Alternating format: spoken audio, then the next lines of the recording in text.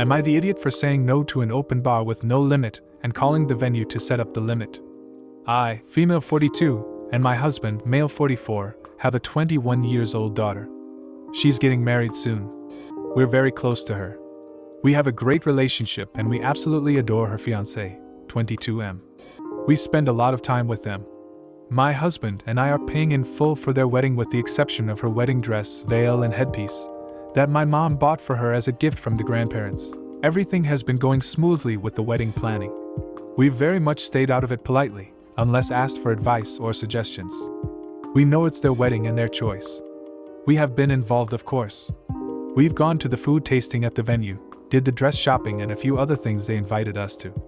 But mostly we just don't interfere and I just happily write the check for the deposits, sign the contracts, and send them out. The venue, decorator, caterer, bakery, photographer, florist, and entertainment have been booked and all's been paid for either in full or have deposits made. The issue comes with the bar. They want a completely open bar wedding reception with no limit. My husband and I both immediately said, absolutely not. No. This is the only thing we told her no to. It's also the only thing they tried to go over budget with.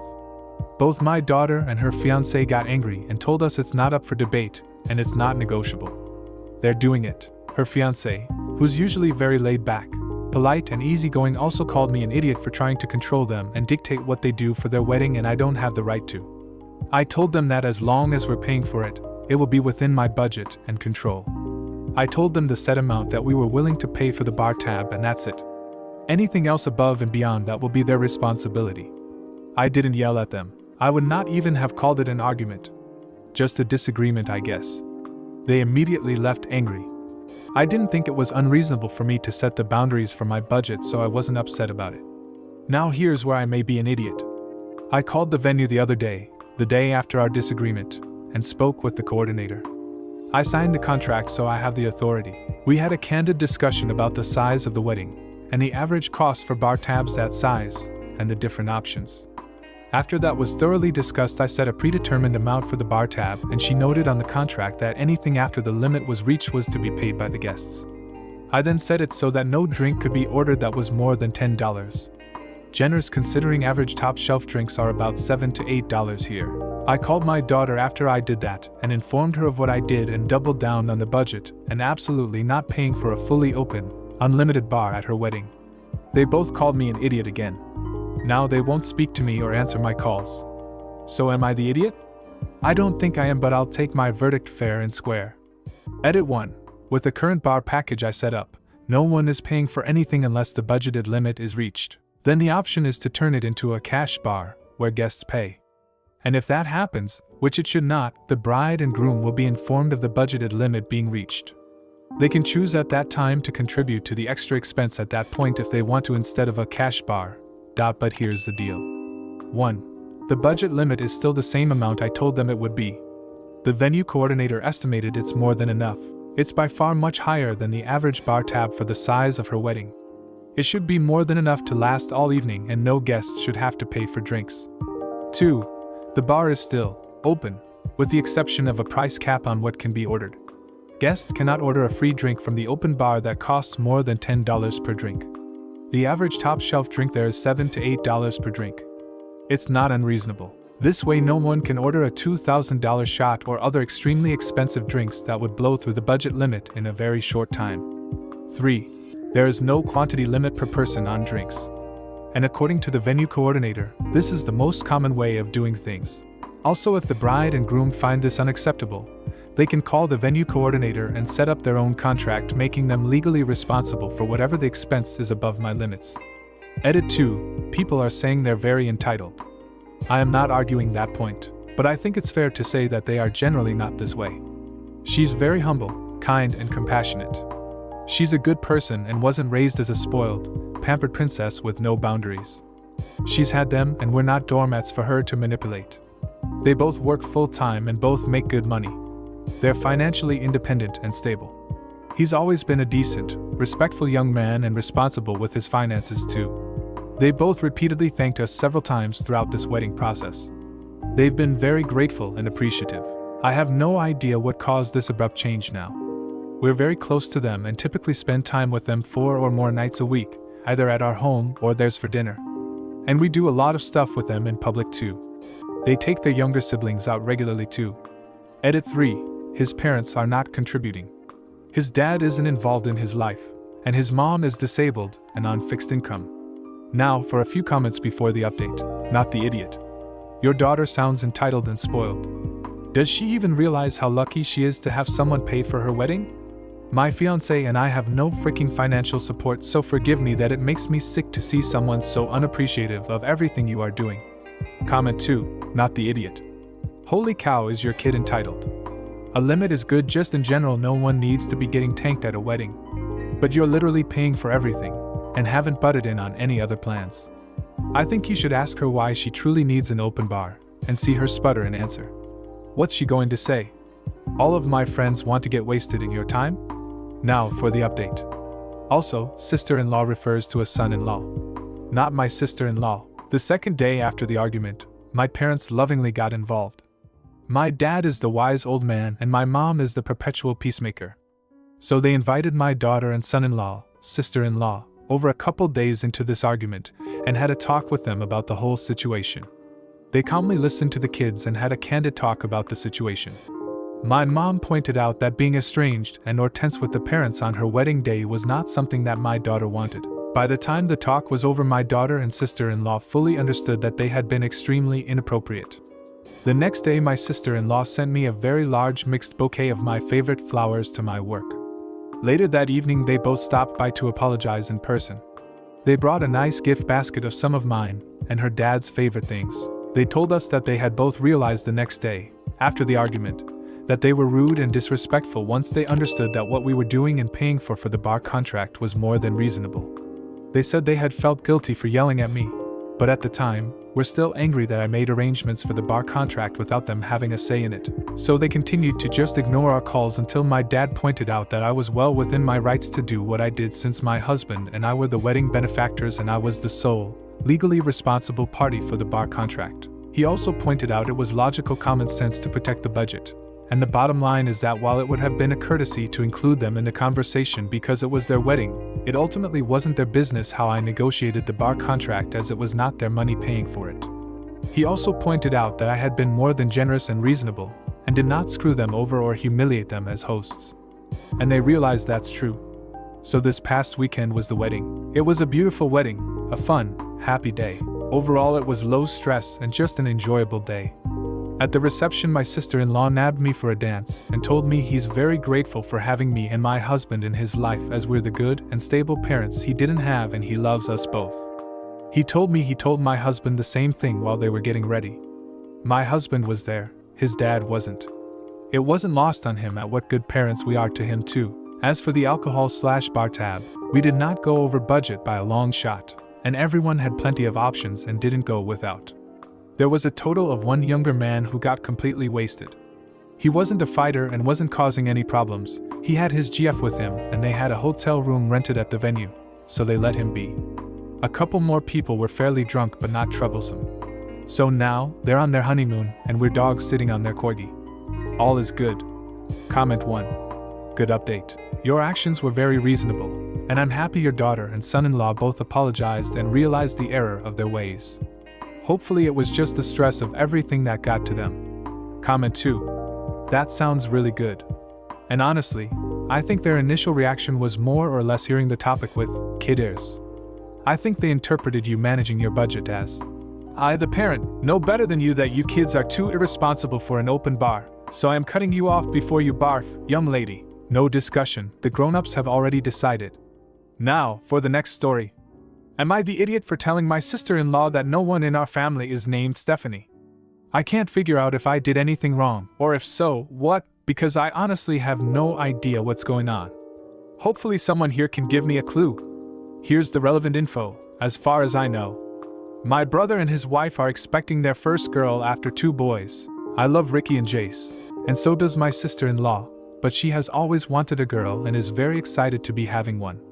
She also wants to name the girl Chloe, as she loves that name. My brother hates the name Chloe and really wants to name their daughter Stephanie. They have been arguing about it for a few weeks, since finding out the gender. I got to my parents' house late last night, and my sister-in-law was the only person still awake. We talked for a little bit, and she asked me the weirdest question. She asked me if I knew any stories about great-aunt Stephanie. I was so confused. I literally said, "Who?" Sister-in-law clarified that she was talking about our grandmother's older sister that died when grandma was a little girl. Our grandma had 2 sisters, but their names were Judy and Lynn. There's no one in our family named Stephanie, as far as I know. I told as much to my sister-in-law. She changed the subject after that, and we soon went to bed. This morning my brother and his wife were both sulking during breakfast. Even the kids could tell. Ricky kept saying, "Stop being grumpy on Christmas." So it wasn't just my imagination. I got my brother alone and confronted him. He snapped at me for meddling and told me to stay out of his marriage. My brother is pissed at me, and my sister-in-law won't even talk to me. I'm afraid to say anything to my parents and drag them into this, especially since I still don't know what this is. Either my grandmother had a secret sister that I don't know about but my brother does for some reason, or my brother lied to his wife to convince her to name their baby Stephanie. Both options seem equally weird to me. Maybe there's a third possibility I'm not seeing? Reddit, am I the idiot? If so, please explain to me why. I don't want to be the reason Christmas is ruined. Update. Most awkward Christmas Eve dinner ever. Gotta keep this short. Lots going on.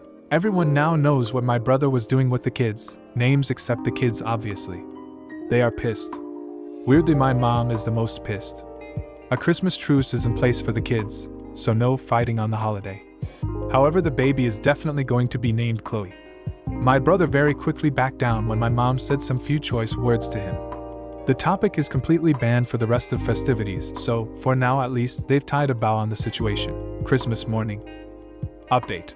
Aside from some glaring over a couple of the boys' stocking stuffers, Robin Funko Pops, everything went well with the gift opening, as well as being woken up at 5:30 a.m. by being jumped on by one's nephews. I think my brother realizes he crossed the line and has been very attentive to his wife. He mentioned getting Chloe's name embroidered on some stuff when they get home. He even told mom he would do the Christmas breakfast so she could have a break, and he gave me an "I'm sorry" grin when I opened his gift. I think everything is going to be fine. Now for a few comments before another update. Not the idiot. You cannot be expected to maintain lies you are not aware of, if you even view maintaining convenient lies as one of your duties in the first place. Way too many of these questions are because some relative refused to lie to another relative, or just didn't know that a lie exists. Comment 2, not the idiot.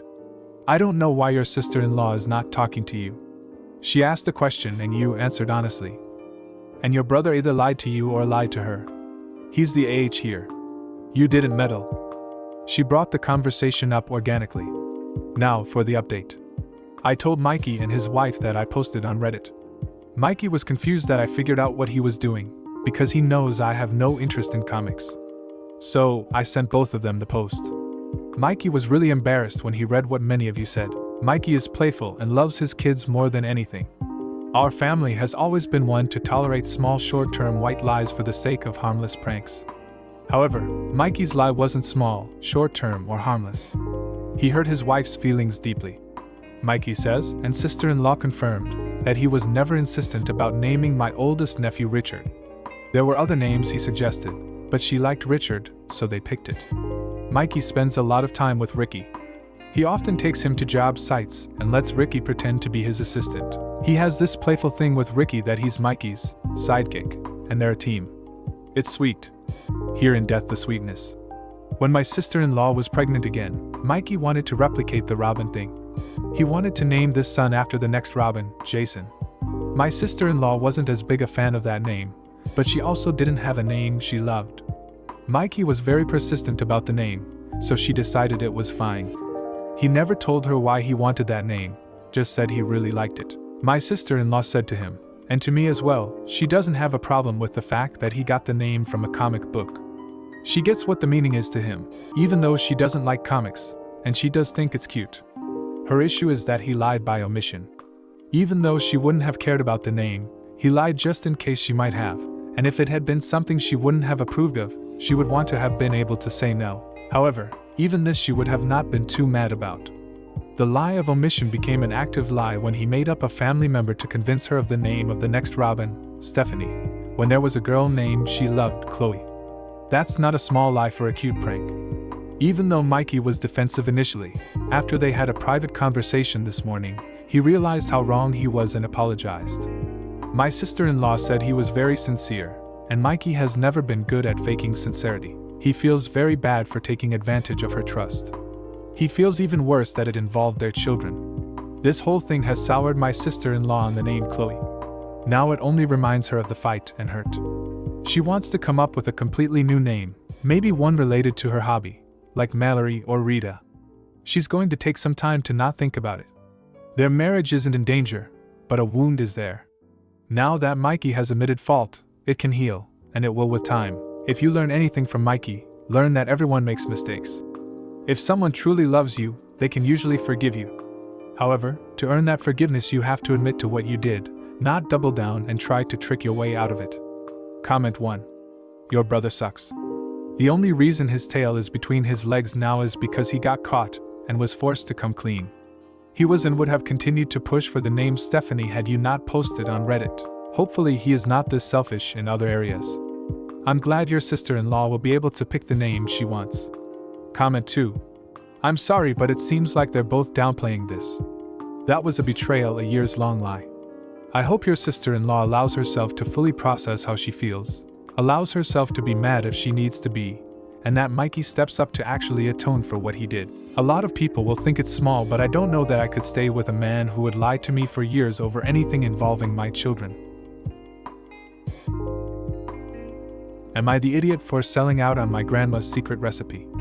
My grandma was a wonderful baker and had a secret cake recipe that she had created herself. It used some very uncommon spice combinations in the cake and frosting that produced a very unique but delicious cake. She would always make it for our big family gatherings, and it was always the most popular dessert. When she got sick a couple years ago, she decided to share the recipe so that it wouldn't die with her, and offered to give it to any of her kids or grandkids who wanted it. I was the only one who asked for it before she died. I don't know why no one else did, as there were several other bakers in the family. After she passed, I took over bringing the cake to family gatherings, and everyone was happy to still be able to enjoy it. I also started making cakes for friends and family, and then for others by word of mouth to make some extra cash on the side. My business was really starting to pick up around the time the pandemic hit, as people who'd had my cakes recommended me to their own friends and family. It soon became too much to keep up with in my tiny home kitchen, so I reached out to a friend who had a catering business with a professional kitchen. Since her business took a big hit with COVID, I made a deal to use her kitchen to make my cakes and help supplement the takeout business she started to get by. My cousin, Jane, recently found out that Grandma's recipe was one of my bestsellers, and said that I had no right to sell out Grandma's recipe, especially after keeping it all to myself. She had asked for it late last year, but I said no. I told her that she had the chance to get it from Grandma before she died, and didn't seem to care enough to bother them. Since Jane had lost her job, she had decided to try selling cakes too, which I think is why she had asked for the recipe. Unfortunately for her, it's not going well. The reviews on her cakes have not been good, and no one has been recommending her. Jane said that the only reason my business was doing well was because of Grandma's cake, which she wanted to sell too, and my access to a professional kitchen. The kitchen does help with being able to work on multiple orders at once, but my business is doing well because I actually make good cakes. Jane is a good cook, but not a good baker. She doesn't follow measurements properly, and instead does everything to taste, which works for cooking, but not baking. Using too much or too little of any ingredients like flour, eggs or butter, or even their starting temperature will not give you the result you want. Jane is demanding that I either stop selling Grandma's cake, or teach her the recipe so she can too. I refused, and said she was a hypocrite for wanting to sell the cake herself after getting angry at me for doing so. When she gave me the recipe, Grandma said that her biggest regret was never opening a bakery like she had dreamed. My ultimate dream now too, comma. I think she'd love so many people enjoying her cake. Am I the idiot? Now for a few comments before the update. Not the idiot. The people saying, everyone sucks here and that you should share the recipe for the sake of family harmony are giving you bad advice. Guard that recipe with your life. You've created a viable, growing business, and who knows how far you can take it. You could become the next hostess or Little Debbie. Anything is possible. All thanks to Grandma's secret family recipe, a great marketing gimmick. If you share the recipe with your cousin, she could sabotage your success by spreading the recipe around. Sometimes you gotta be ruthless. Comment 2, not the idiot. Grandma offered, no takers but you. Her last words have been spoken. Keep that secret and honor Grandma. If you get the chance, I hope you name it after her. Now for the update. Firstly, I opened my bakery. I found a great spot near my city's office park / main commuter route to the big city of a caterer / takeout deli that closed. We've been open since June, and business has been great with all the morning / evening traffic, and the lunch crowd from the business park. We sell cakes, pastries, breads, buns, etc. Typical bakery stuff. I also have a cook who comes in for a few hours in the morning to do eggs and stuff for breakfast sandwiches / wraps for the office folks. A few weeks after I opened, Jane stopped by.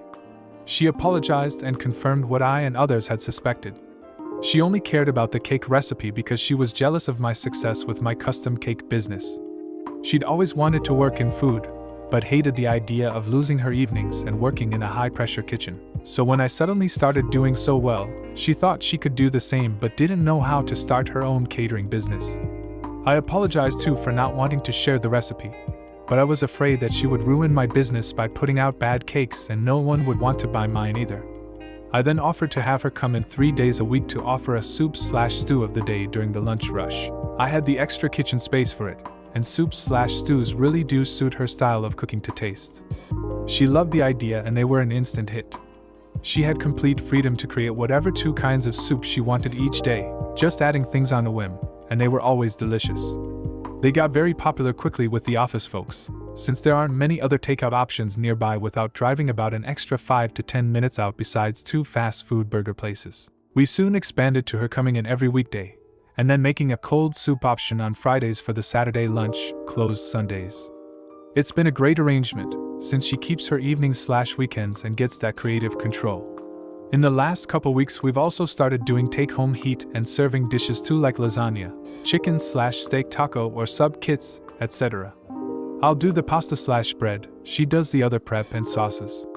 So far they've been very popular. She's tried her hand at baking a time or 2 again, and has declared she just doesn't have the patience for it, and hasn't asked for the recipe again, nor has any other family.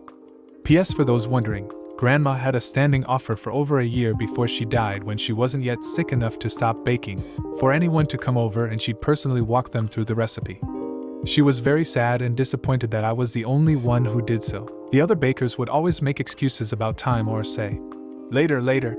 Shortly before she died, she said that since I was the only one who bothered, the recipe was mine now. It's still my best-selling cake. Comment 1. Great update, and I'm glad you managed to find a great solution with Jane. Your grandma would be really proud of you both living your dream and fulfilling her dream for a bakery. Comment 2. I'm not saying I want the recipe. I too lack the patience for baking nowadays, which sucks BC. I used to love baking, but I'm curious AF where OP is and or what the cake tastes like that makes it so unique now. For the next story. Am I the idiot not paying any more towards our daughter's wedding after she cut pieces off her mother's wedding dress for her own? My wife made her wedding dress with her mother. It's very sentimental to her, and she was very proud of it. It was simple but freaking gorgeous. She has always said she would love for our kids to wear her dress at their wedding. We have 3 daughters, 34, 30, 25, and 1 son, 28. My wife made it known that the dress was not to be altered except to be taken in / let out so it could be kept and reworn. Our youngest daughter didn't wear it. Our DIL wore it for their reception, and our son held it up against him for some pre-wedding bridal pictures so he wasn't left out. He totally rocked it. Oldest daughter wore it for her wedding. We've offered some financial contributions to all our children towards either school, a wedding, or a house down payment. Olivia has asked for help paying for her wedding. The wedding is in the beginning of August. A few months ago, Olivia asked my wife if she could use the dress for her wedding, and my wife gave her the dress so Olivia could get it fitted with plenty of time. Tuesday, Olivia asked me to go with her to pay some vendors. One of the stops was the tailor shop for a final fitting and pay the seamstress. Olivia was really nervous, and I figured it was just usual pre-wedding jitters and excitement. The dress Olivia came out in was not at all her mother's dress. It was a completely different dress with parts of her mother's gown added to it. She took the straps, the sash, the train, and the embroidered top skirt and had it added to this new dress. I was befuddled for a bit, and then asked what the hell this was. Olivia's reasoning was that she was the last of our kids to get married and there wasn't anyone else to wear it, and she made sure to instruct them to keep the original dress to be returned to her. I told her that's not the same, she knows it, and the dress was never hers to do with what she wanted. I asked the seamstress for the rest of my wife's dress and had Olivia tell my wife in person what she had done. My wife was devastated. I have since cancelled the payments I made that day and told her I won't be paying another cent to her wedding. She and her fiancé can figure it out. Our youngest daughter thinks I've gone overboard knowing Olivia planned her wedding with our help in mind, and without it, she can't finish paying for everything. Olivia's future in-laws also agree with that they can't afford to help and suggested I should pay, and then we just go low contact with Olivia. I've told them both that Olivia took something irreplaceable from her mother for her own vanity. I know we originally offered help with the wedding, but I think Olivia's actions warrant canceling that offer. Am I the idiot? Edit. Thank you everyone for the responses. My wife and I will look at more of them tomorrow and discuss the subject further. Just want to address a misconception: we have not gone low or no contact with Olivia. Her in-laws suggested it, and that is insane. My wife's initial reaction to finding out Tuesday was to not go to the wedding. That was said in anger and not a done deal. It'd probably depend a lot on Olivia's handling until then as well. Taking her dress she paid for would hurt our relationship with her just as much as not paying for anything else. Which is why we are discussing our options and skimming comments for things we have not thought of and are doable. Update. My wife and I are reading as many comments as we can. She appreciates the concern and support. For those saying the dress wouldn't be worn again anyway, she has this to say. It's not about whether or not it would be worn again. If none of my children asked to wear it, I still would keep the dress for me. My mother taught me everything I know about sewing. We spent months picking out fabrics and doing trial and error on practice dresses as we made mine. It was mine. It was my one prized possession that held incredible memories for me. I have thought of having it put in my casket with me because once I'm gone, the person it mattered to is gone. However, I would have worn it again. Our 40th anniversary is in a couple years and I was very much looking forward to recreating our photos. It may seem like I'm choosing my dress over my daughter, I'm not. It is her deceit, indifference, and her blatant lack of remorse that I am hurt most by and having a hard time with. It is the underhanded ways she thought to address the issue. It is the fact she will not apologize and have a conversation with me but is only worried about the rest of her wedding items being paid for and pinning it until after her honeymoon. I did not raise her to be like that. I would have loved to help her make designs for the dress she picked out if she had asked, and she knows this. I have never denied her help in her life, nor has our help come with conditions. Today we'll take my wife's dress to the seamstress that has the Frankenrest to see what can be repaired. My wife has said the sash and train are most likely lost as the fabric of the gown was cut and the seams undone properly. Paraphrasing here, not up on sewing lingo. Unfortunately, even if it can be restored or parts of it, Olivia is currently not wanting to give up the dress after the wedding.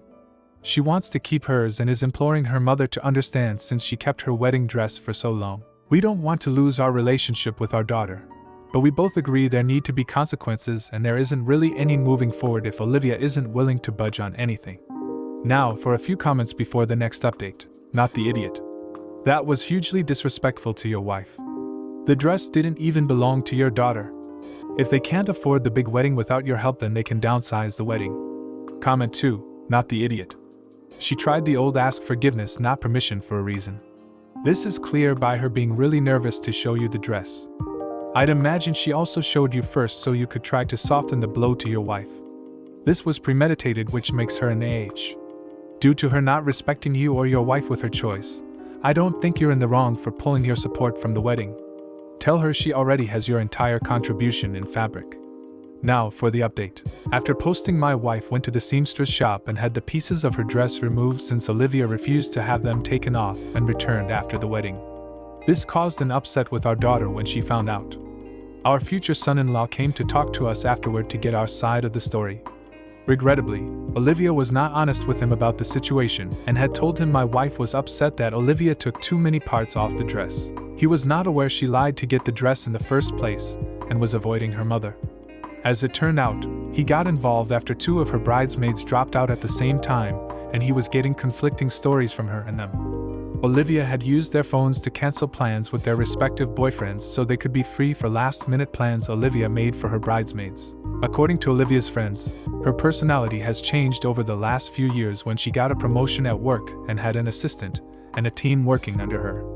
Week and a half before the wedding, the son-in-law asked if they could come over. He got Olivia to talk to her mother, and she apologized. She explained why she did what she did. She wanted similar pieces on her dress, but the cost was going to be too much.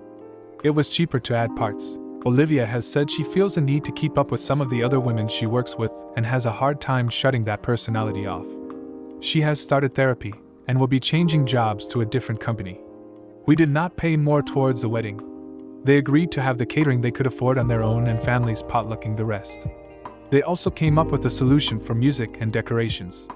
This way my wife can get what she needs to repair her dress the best she can. The parts that are not able to be put back on her dress, my wife is using them to make photo album covers for each of our kids. As for Olivia's dress, my wife spent the time leading up to the wedding making new pieces and attached them to Olivia's dress herself. It'll be a while before we trust our daughter again like we used to, but we are on the road to recovery. The wedding was a lot of fun and Olivia and our newest family member seemed to really enjoy themselves. Thanks again everyone for the support. Comment 1. I'm surprised my son-in-law went ahead with the wedding after being deceived like that, but good luck to you all. Then the original poster responded with, confronting the people she wronged, therapy, and job change were conditions of their relationship continuing. My first thought when he called to come over was they were going to say it had been postponed or cancelled. Comment 2. Honestly, I think if I were in your wife's shoes, I would have been even more angry that Olivia could have simply replicated the pieces she wanted but chose to take mine instead because it was cheaper. I probably would have been sympathetic if asked for additional financial help because she wanted a dress with details like mine, and it would be more expensive than she could afford to get it made from scratch. But that she destroyed my dress because it was less expensive than doing her own would have been hard for me to get over. If you enjoyed today's video, don't forget to drop a like. It really helps the channel grow. See you next time.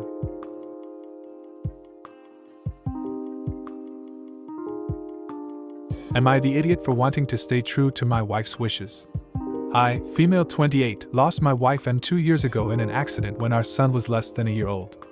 Throughout our entire relationship, from ages 20 to 26, she was very open about how her parents did not accept her, and that she'd given up on offering an olive branch. She seemed to have made peace with the fact that they weren't around anymore, and my family always embraced her with open arms, so she still had some support regardless. When we had our son, Em told me she didn't want her parents to know anything about our child, even through the grapevine. She had let her mom and dad know that we were getting married a few years prior, but they didn't respond very well to the news, so she didn't think they would change their tune. If they did ever manage to hear about our son's birth, they never contacted us to say anything about it. They didn't come to the funeral.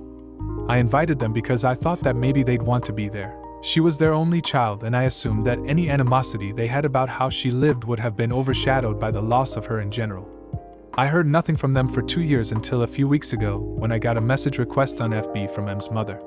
She said she and her husband wanted to know more about me and our son, so she invited me to get a cup of coffee since they were in town. I agreed to meet them to talk, but I left my son at home with my sister.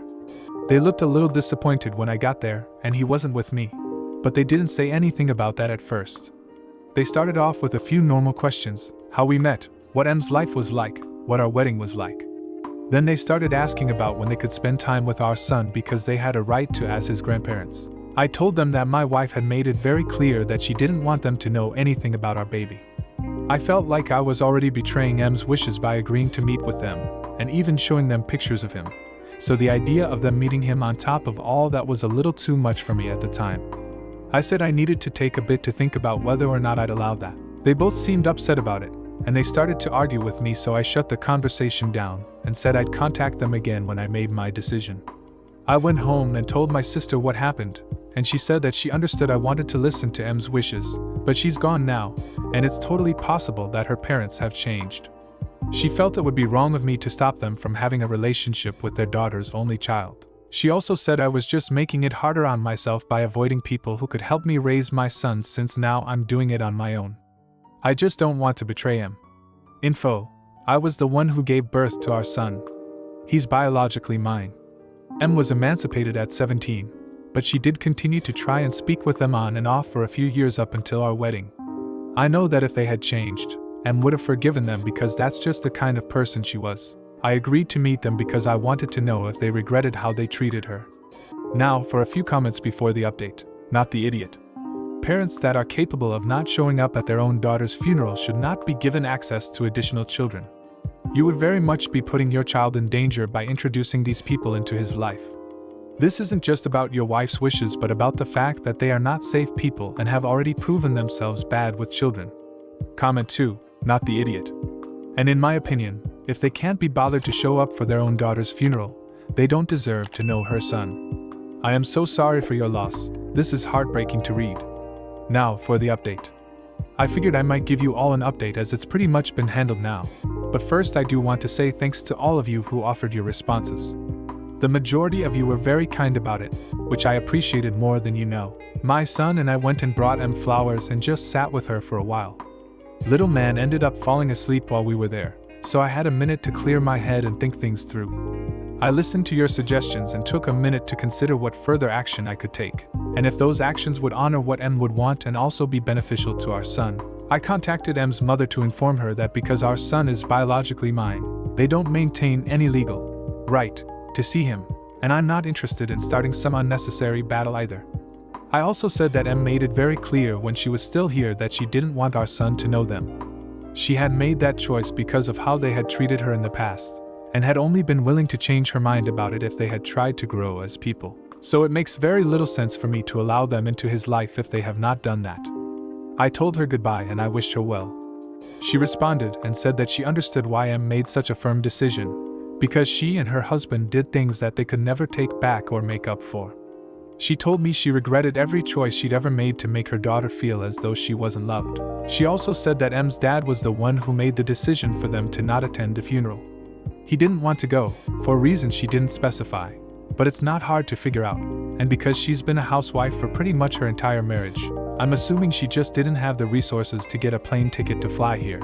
She left it off by telling me that the only person who could forgive her isn't here anymore to hear her say sorry. But she still wanted me to know how much she wished she had said it before, and that for the sake of honoring what Em wanted, neither she nor her husband would be trying to contact me again. I'm very thankful that there was no serious conflict or anything like that, and that Em's mom was civil about it. But I just wish that Em had been here to receive the apologies that she was owed. She had accepted that she couldn't change them, but she still wished that they would eventually see the light and repair their relationship. She deserved to know they came to regret what they'd done, or that her mom regrets it at the very least. Comment 1. You're the idiot. Wow, just wow. I can't believe the level of self-righteousness and stubbornness you're displaying here. Your wife made it clear that she didn't want her parents to know anything about your child, and yet you're determined to continue honoring her wishes even when her own mother reached out to you and expressed regret for the past. You're denying your son the opportunity to know his grandparents, who may have genuinely changed and want to establish a relationship with him. Comment 2. Wherever Em is, she knows how they feel. I am sorry for your loss, but you have been an incredible OP to stick by your wife's wishes and boundaries. I wish you and your son the happiest of futures. I am pretty sure Em will be watching you both with nothing but love and joy and seeing you develop your family. Now, for the next story. Am I the idiot for refusing to cook for my family? I, female 41, live with my husband, male 41, and daughters, 10, 17. Husband is a picky eater, which I've known about for 20 years. I'm used to making food and having my husband and or kids making faces, gagging, taking an hour to pick at a single serving, or just outright refusing to eat. My husband is notorious for coming home from work, taking one look at the dinner I've made, and opting for a frozen pizza. Most of the meals I make cater to their specific wants, like spaghetti. Female 10 only eats the plain noodles. Female 17 eats the noodles with a scrambled egg on top, no sauce. Husband only eats noodles with a specific brand of tomato sauce with ground beef in it. If I use any other sauce, even homemade, I'm going to be eating leftovers for a week. So it's just one recipe for spaghetti. These days, my husband complains that we have a lot of the same meals, over and over. It's true, but when I've explained why that's true, it doesn't seem to sink in. I can only make a few things that everyone in the family will reliably eat, and those get old. A couple of nights ago I made a shepherd's pie. I used a new recipe with seasoned ground beef, 3/3 like, peas, 2/3 like, and tomatoes, 1/3 like, 1/3 tolerate, with a turmeric mashed potato top layer. 2/3 will eat mashed potato. Predictably, female 10 ate a single bite, then gagged and ended up throwing hers away. Female 17 ate part of a single bowl, then put hers in the trash. Husband came home late and wasn't hungry. I was so tired of reactions to my food and putting in the effort for years, and it all finally came down on me at once. I burst into tears and cried all night and the next morning. So I told my husband that I was done cooking. From here on out, he would be responsible for evening meals. I would still do breakfast for the girls, and lunch when they weren't in school, but otherwise it was up to him. He said, "What about when I work late?" I told him he needed to figure it out. I told him that between him and the girls, I no longer found any joy in cooking and baking, that I hated the way he and the girls made me feel when they reacted to my food, that I was tired of the yuck faces and refusals to eat when I made something new, and that it broke my heart every time. This morning he had to work, so he got up early to do some meal prep. He was clearly angry. He said he doesn't understand why. I said I hated him. He said he doesn't know what to do and thinks I'm being unfair and punishing him. He said I make things that don't appeal to kids sometimes, and I can't expect them to like it when I make Greek-style lemon chicken soup. Female 17 enjoyed it, female 10 and husband hated it. I countered that I make plenty of chicken nuggets, mac and cheese, grilled cheese, etc., but that picky or not, there's such a thing as respect for a person's efforts. So Reddit, am I the idiot? Now for a few comments before the update. Of course, not the idiot. Hope you have the patience of a saint to have cooked all these years and put up with their dismissive comments. They have to experience what it is like to have to sort out their own meals, to everyone's liking. Then maybe they will be more appreciative of your efforts. Comment 2. A 17-year-old needs to learn to cook. When she goes to college or out into the world, nobody is going to give a damn about her picky eating habits. She will shop/cook or starve. Now for the update. I spoke with each family member individually about their behavior. Female 10 apologized profusely and said that sometimes she doesn't like my cooking. Female 17, who has only been with us since she was 16 and didn't grow up with us. It was a bit too long and off topic for the original post, said she appreciated that I make varied recipes, even if she didn't always like them. She also said that she wanted to cook, but had seen husband and 10F's reactions to mine and was put off it. Husband accepted the TA judgment from the sub, and to his credit, he planned and executed every evening meal. The kids ate his meals, but husband's lack of finesse, over boiled vegetables, untrimmed meat, soggy pasta, etc., caused some pick-over meals from the kids. Everything was edible, though, and he very politely asked for some tips on things, like how long to cook rice, but I did not physically help. I reassured him that I wasn't trying to watch him fail, but that I needed him to learn a lesson. After a couple of weeks, both kids were tired of husband's oft-repeated recipes, homemade pizza, Korean beef/veg bowls, and nuggets/fries, and he was stressed trying to get home from work in time to get meals done. The very first night, female 10 cried over her dry, gross pizza crust. Husband fought her over it, and both of them looked to me to solve the issue. I redirected female 10 to husband, saying it's his call since it's his dinner. With several meals, he made way too much mediocre food and had to eat leftovers for days, which was cathartic. Eventually, I sat down with husband and we evaluated the fallout. Husband said it hurt when the girls didn't like his food, and it was hard to plan things ahead on nights he worked late. He also admitted he was in a rut for recipes and that it was hard to modify for people's preferences. There is now a posted schedule and rules set that all family members are expected to adhere to. Each kid picked a night to cook. Female 10 has Sunday, female 17 has Saturday. Husband and I split the weekdays according to our work schedule. Since he works late on Monday and Friday, I took those. I work Tuesday and Thursday nights, so those belong to him. Wednesday is a flex day. Anyone can cook, or we might go out, and group projects are encouraged. The rules are, no gagging, faces, or complaining. Cook chooses the meal. Period. Assistance may be requested by anyone. Special ingredient requests must be made a minimum of 2 days in advance. So far so good. Female 17 has been learning a lot of technique. Female 10 is thrilled to be addressed as chef by whoever is assisting her, and no one has yet broken any of the rules. Husband more easily asks for my advice when he's cooking, how to season, how long to cook things, which is a huge improvement. It's too early to declare victory, and it takes a long time to make permanent changes, but it's encouraging progress. Thanks everyone for the advice and the support. Here's to continued positive change. Comment 1. I'm so curious what meals they're cooking / you're all eating now. Everything you were cooking in your original post seemed reasonable.